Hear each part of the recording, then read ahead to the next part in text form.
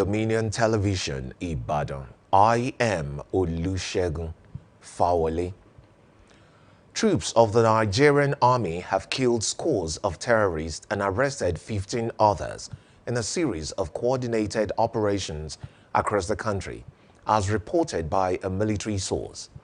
According to the source, the troops, which recovered a large cache of high-caliber weapons, ammunition, explosives, and illegally refined petroleum products, revealed that in the Northwest Zone, troops of 17 Brigade in Katsina State and 1 Brigade Combat Team in Zamfara State rescued 12 kidnapped victims from terrorist captivity. The source reported a significant success against IPOB ASN fighters in Imo State, highlighting successes against crude oil theft in the Niger Delta region, noting that troops intercepted and destroyed large volumes of illegally refined products, arresting 2 suspects with over 2,500 liters of stolen petroleum products in Akwa Ibom and Rivers State. The Minister of Youth Development, Ayodele Olawande, has said the federal government will empower 7 million young Nigerians with digital and professional skills in the next 2 years.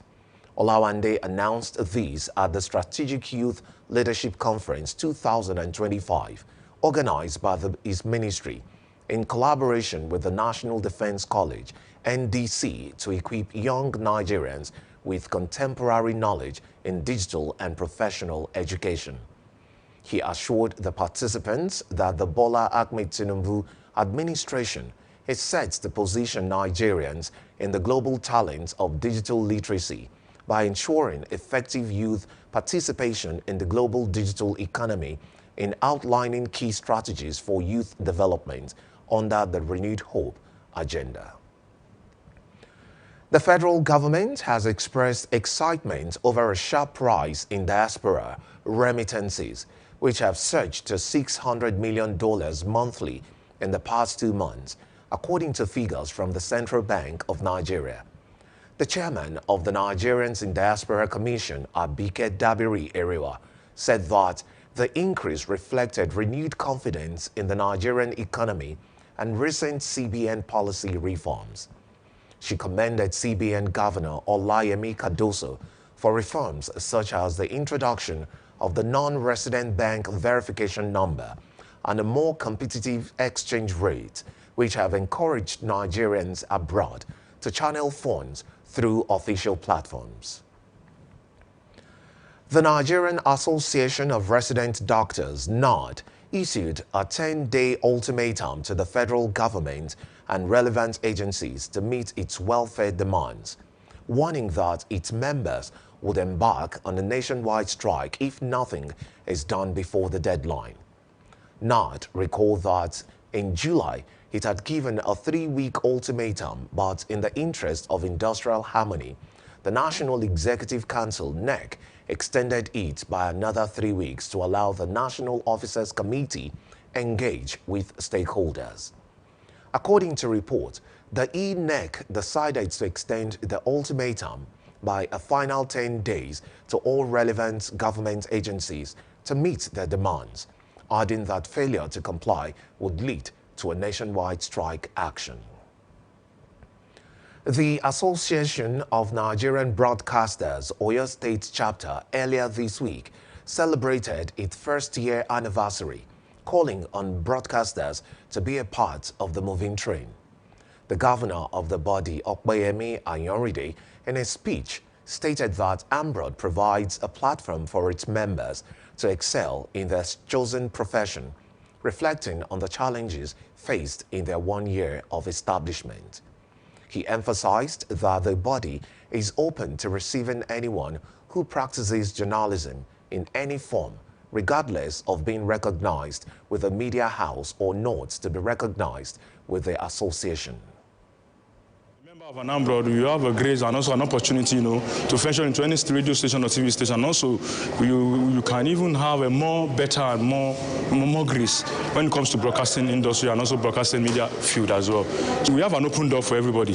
So either you belong as a broadcaster, freelancer, an independent producer. We have so many challenges as well. So we already embarked on how do we prepare people for their future, to have a better future when it comes to, health insurance, life insurance, and other insurance. Also speaking with Dominion News correspondent Sheifumi Akinsanya, some stakeholders stated the mission and vision of Ambrod, beckoning on all broadcasters who are not yet members of the association to join them. The body of Ambrod is quite different from other bodies. The main difference between we and others is that we are broad, according to our name. We are trying our best to cover the whole broadcaster in our state. A time is coming that before you can even talk on radio or talk on air, you must actually belong to Ambrod. It's in a lot, though. So I want the people outside, I want them to join. They should join. There are a lot of benefits in Ambrod. There are a lot of benefits. So if they can join, they will see what we are enjoying in the association. They, however, used the medium to appreciate everyone who has in one way or the other rendered support to the association. Child abuse cases are rising in Nigeria, prompting urgent calls for action. Stakeholders are urging both the government and parents to do more to protect vulnerable children. Our correspondent, Grace Aino, completes the report. Across many Nigerian communities, heartbreaking stories of child abuse ranging from neglect to physical assault have become disturbing. Rights advocates warn that economic hardship, poor parental planning, and weak social safety nets are fueling the crisis. You are talking about the violation of the rights of children. Because just like adults do have rights, children do have their own rights as well. When you go down the memory lane, you come to appreciate the fact that, moral decadence and neglect, have increased in the course of time because the government has actually failed. Child abuse has been a persistent problem all over the world all the time. But what makes it to be interesting is that there are laws against it.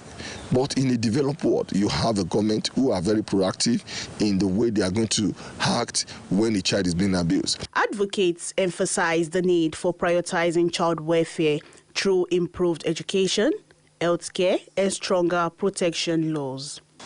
The government should think about giving effect and efficacy to the concept of family planning, or probably even limiting the number of. In China today, you just don't, continue to procreate, right? There is a policy. So there is a need, but that is going to remain a mirage for a long time to come because the crop of politicians we have today don't care about anybody. It is law. You don't have the right to take a child as a babysitter that is not going to school. You have seen a lot of children that are going to be held against their will, taken and be used as a slave. It is United Nations law. No children must even be subjected to slavery. As calls for action intensify, collaboration is deemed essential. Stakeholders warn that neglecting children's welfare today could lead to even greater crises tomorrow, with Nigerians' children seen as the leaders of the future. Grace Aino, Dominion News. And now to the foreign scene. Ghanaian President John Mahama has fired the country's Chief Justice, Gertrude Torkornoo, following a recommendation by an inquiry. She had been on suspension since April after complaints were lodged against her in petitions by 3 individuals, with the president setting up a 5-member committee to investigate. The commission found that grounds of stated misbehavior had been established and recommended her removal from office, according to the presidency. However, Mr. Konu dismissed the allegations as unfounded and politically motivated, but the presidency insisted that she was required to act in accordance with the committee's recommendation. More than 300 people were evacuated from their apartments overnight following a Ukrainian drone attack on the capital of the Rostov region. Although it did not say how many drones were detected. The Russian Defense Ministry said air defense units destroyed 13 Ukrainian drones over the Rostov region overnight. Rostov region's acting governor Yuri Slusa said on the telegram that an unexploded drone shell was discovered in one of the apartments, which came as a precaution, adding that 320 residents of the building are being evacuated. And now talking sports. Manchester United have confirmed that left-back Harry Amers has joined Sheffield Wednesday on loan in a post on transfer deadline day. The Red Devils disclosed that the move is the player's first loan move away from Old Trafford after he had played as a substitute in an away Premier League win at Leicester City. Meanwhile, Manchester United also confirmed that their winger Jadon Sancho has joined Aston Villa on loan for the 2025-2026 season, with details confirming that Aston Villa will pay Sancho's loan fee and 80% of his wages during his time at Villa Park. You can follow us across our social media platforms on Facebook, Instagram, TikTok, YouTube, and LinkedIn at Dominion Broadcast, and on X at Dominion Cast. And that ends the news updates on Dominion Television. I am Olusegun Fawole. Thank you for watching. Good afternoon.